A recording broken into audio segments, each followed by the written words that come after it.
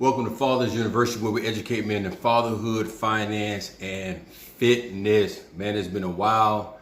However, I want to encourage somebody out there, man, woman, I want to encourage you. I was just working out. Something came across my mind, and hopefully they can bless you. This can help you. I just want to encourage you real quick. And what I want to talk about quickly, I want to talk about changing old habits to get different results. What are the things that you need to do? What are the things that we need to do in order to change old habits to get different results? All right, so I'm gonna give you 3 points. The first thing we need to do, we have to change the negative attitude. That's important. We have to change our negative attitude. Do you understand that you are one thought away from changing something for your breakthrough? One thought, one idea, one moment, one opportunity away from breaking out to something totally different. Many times people say, especially during this market, during this time, it's not good to buy a house. Wow, I wouldn't do it if I was you because it's not the right time. Housing prices are low. Or you know what, I won't go to Barnes and Nobles to read a book because you know there's the virus out there. There's monkey pops out there. There's this out there, and all these different people give me different suggestions, but many times they haven't even mastered the situation. So you got to understand, and we have to understand, that we have to change our thought process and what others think. One of the things that keeps us stuck is false assumptions.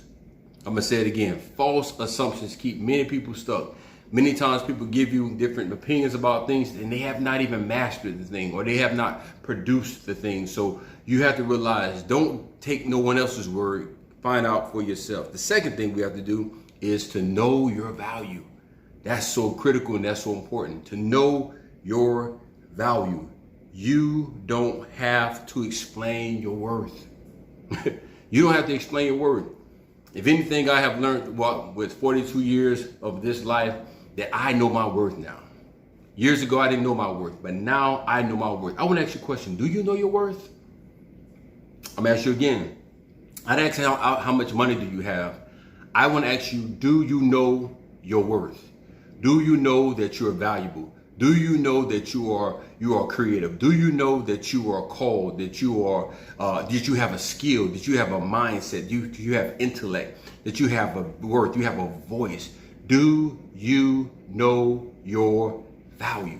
Once you know your value, you know your worth, then guess what? You know who you are.